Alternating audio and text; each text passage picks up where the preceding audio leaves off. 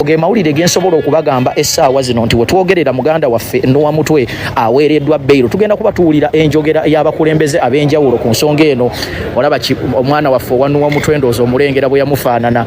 Akanso Muyizi twogera okumwebaza ne bakanso bonna omulimu gwe bakoze okulaba nga olunaku olwaleero tulengera taata Kampala w'ekitiibwa David Louis Rubongoya naye abaddewo tulengera muganda waffe Serunjoji eyayimirirwa Bashurity.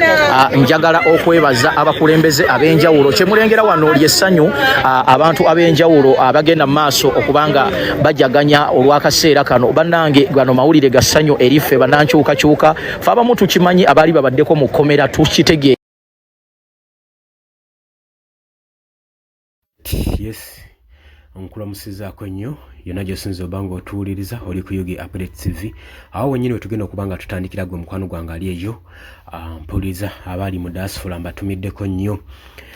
Tujjukira bulungi nnyo mu ntandikwa y'omwaka guno omwana w'ekibiina kya National Unity Platform amanyikiddwa nga Noah Mutwe Freedom Fighter yakwatibwa abazigu abataategeerekeka era n'abuzibwawo n'amala ennaku ezaali ziwerako nga tannabakumaako kuzuulibwa n'amayitire ge.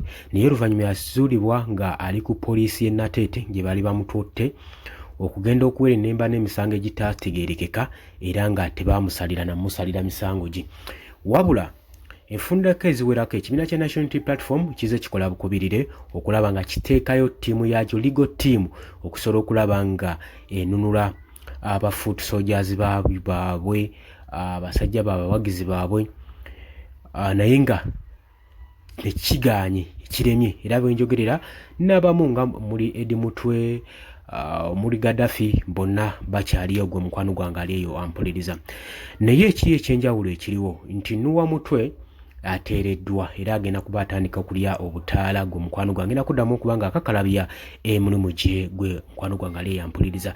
Ateereddwa aweereddwa bail ateereddwa kakalu ka bukadde obuliwo obwa Uganda 5 cash bwe basasuddeyo okusobola okuba nga ateebwa. Kakati wano wetugambira demokrasiya ne constitution ya Uganda nti tokola omuntu asobola n'okusasula ssente nga n'omusango tegumusinze nga tewali na bujulizi. Yeno Uganda yatuje tulimu oba okitegeera. Naye katusabe Mukama amusobozese asobole okubeera nga addamu okukakkala ebyemirimu gye nga luli. Tusaba n'abalala abakwatiddwa nabo twongera obbasabira basobole okubeera nga baliriizingibwa badde ku mirimu gyabwe basinkane famire zaabwe oba oliawo gwe mukwano gwange mpuliriza. Webale nnyo obadde kuli ku Yugi Update TV kubadde osinza obanga otuuliza. Mbaagala nnyo mweraba tujja kuba nga tukomawo.